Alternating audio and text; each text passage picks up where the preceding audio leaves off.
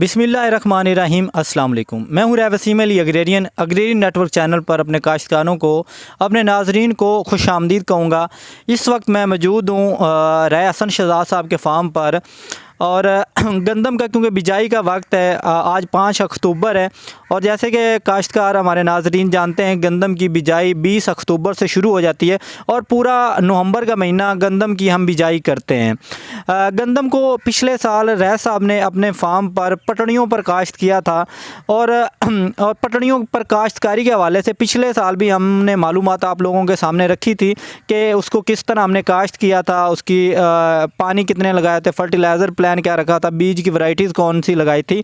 अभी भी क्योंकि गंदम की बिजाई का वक्त है और मेरी कोशिश होती है कि अपने चैनल पर जो प्रोग्रेसिव फार्मर है, जो अच्छा फार्मर है, या जो कोई नई प्रैक्टिस लेके आता है, नया तरीका अपनाता है, उसको भी अपने नाजरीन के साथ शेयर किया जाए ताकि सब दोस्तों का फ़ायदा हो सके। क्योंकि गंदम की अभी बिजाई है, तो मेरा रैय साहब के पास आने का मकसद भी यही था कि मैं दोबारा से एक वीडियो रिकॉर्ड कर सकूं जिसमें मैं अपने नाजरीन को बता सकूं कि गंदम का जो बिजाई इस वक्त बिजाई रैय साहब पटड़ियों पर करने जा रहे हैं, तो वो जो पटड़ियाँ बनाते हैं वो पटड़ियाँ किस तरह बनाते हैं, पटड़ियों का साइज़ क्या होता है, बीज कितना लगाते हैं, फर्टिलाइज़र उसका कितना इस्तेमाल करते हैं उस पर एकड़ पर, और पानी कितना लगाते हैं, और ये सारी मालूमात गंदम का जो एक सिलसिला, क्योंकि अभी बिजाई शुरू होने वाली कुछ दिनों तक, तो हम ये सारी मालूमात रैय साहब से जानेंगे और आप लोगों के सामने रखेंगे ताकि आप लोगों का भी फ़ायदा हो सके। अस्सलाम वालेकुम, मेरा नाम राय हसन शहजाद है, तहसील जड़ांवाला। लोग जो हैं वो ज़्यादातर हमें पिछली वीडियोस में एड्रेस और फ़ोन नंबर के हवाले से पूछते हैं।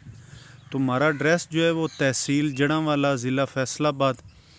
जड़ांवाला से सैयद वाला रोड पे एक मोटरवे इंटरचेंज है, जड़ांवाला मोटरवे इंटरचेंज, उसके नज़दीक हमारा गांव है। साथ हमारे अड्डा लगता है हमाद का।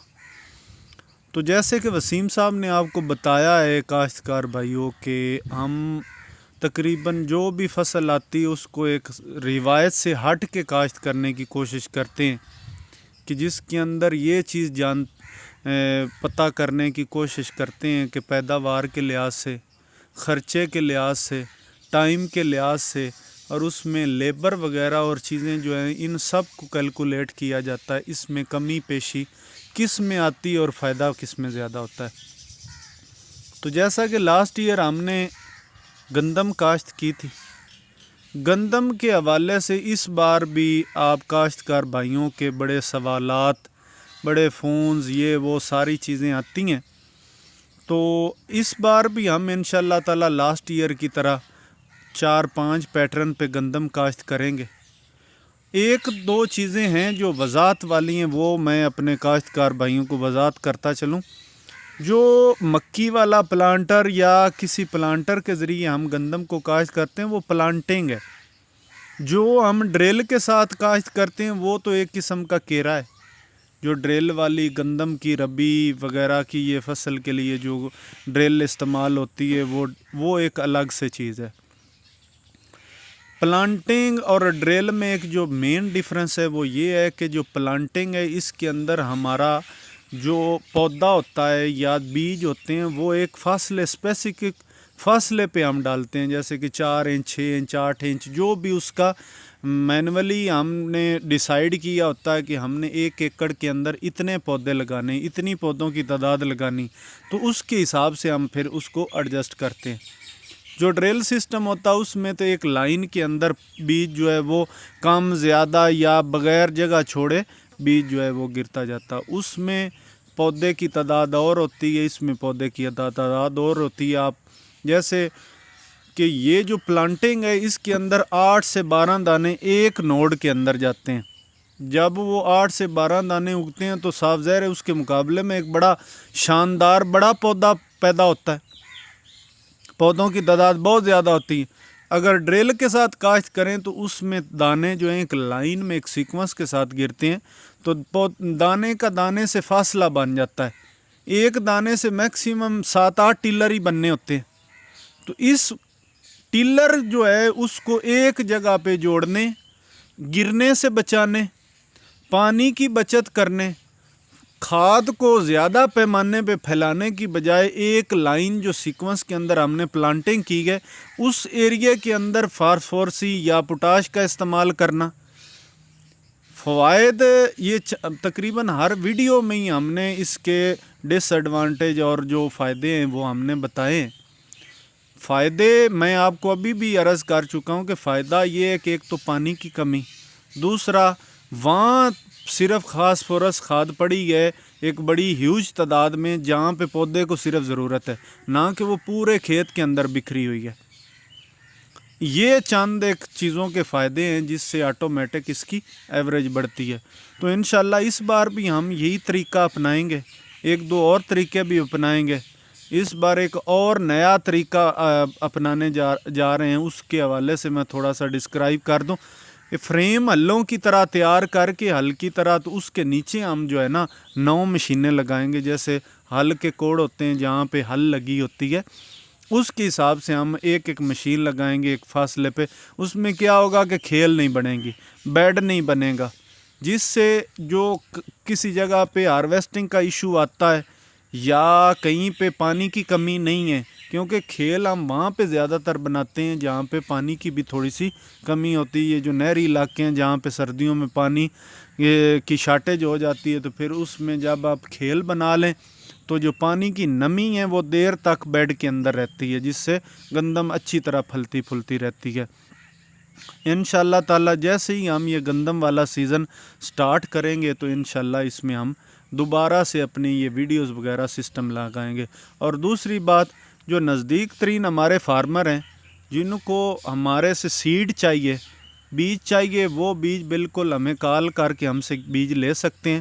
نارملی مارکیٹ کے اندر جو ریٹس وغیرہ ہیں وہ کمپنیوں کے مختلف چل رہے ہیں, تو ہم بھی ایک آدھے دن کے اندر ڈیسائیڈ کر لیں گے مل بیٹھ کے کہ ہم نے ریٹ کیا لینا ہے. انشاءاللہ تعالی ہم نے جو بیج دینا وہ A+ گریڈنگ کا ہوگا, کوئی دانہ بریک نہیں ہوگا, مرا ہوا نہیں ہوگا, کوئی اس کے اندر مٹی یا کسی قسم کی کوئی جڑی بوٹیوں والا کوئی چکر نہیں ہوگا.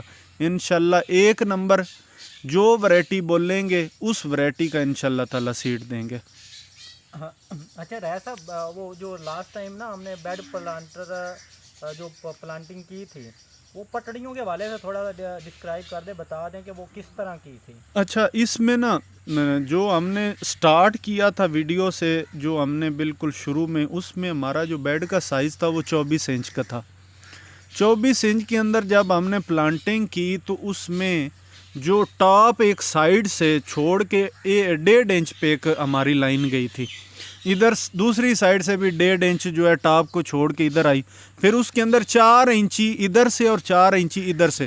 یعنی کہ اگر جو ہمارا بیڈ جہاں سے بنا اس کی ٹاپ سے بات کریں تو دوسری لائن ہماری 5.5 انچ پہ, اگر پہلی لائن سے اگلی لائن کی بات کریں تو وہ 4 انچی پہ.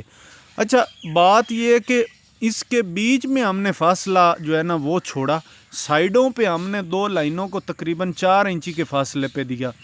2 لائنوں کو آپس میں جوڑنے کا مقصد یہ تھا کہ نارملی اگر آپ نے دیکھا ہوگا یہ پکنک والا طریقہ یا اور مختلف بیڈ والے طریقے, اس پہ جو ٹاپ سے تھوڑا سا ہٹ کے پودے لگتے ہیں, ایک تو ان کی نشو و نما اچھی نہیں ہوتی, ان کی ٹلرنگ زیادہ نہیں ہوتی, پھر وہ پھلتے پھولتے نہیں ہیں, سٹے کا سائز نہیں اچھا لگتا. ہم نے یہ 2 آپس میں مرج کرنے کا ہمارا مقصد یہ تھا کہ یہ ایک جو پودا ہمارا ٹاپ پہ ہے وہ اس کی جڑ جو ہے دوسرے پودے کے ساتھ اٹیچ ہو کے یکساں اپنی خوراک لے سکیں. ایک پودے کی جڑیں اگر کھیل کے پانی سے خوراک لے رہی ہیں تو ڈیفینیٹلی جب دونوں کی آپس میں جڑیں ملی ہوئی ہونی ہیں تو انہوں نے آپس میں مرج ہو کے ایک پودا ہو جانا ہے. یہ ابھی اس ویڈیو کے اندر میں جو لاسٹ ایئر کے جو سین ہوئے تھے فوٹیج وغیرہ وہ ہم لگائیں گے, اس میں آپ ناظرین دیکھنا کہ آپ کو پہلے جو فوٹیج ہے اس کے اندر 2 لائن نظر آئیں گی 4 سے 6 انچ کے فاصلے پہ, لائن سے لائن کا فاصلہ.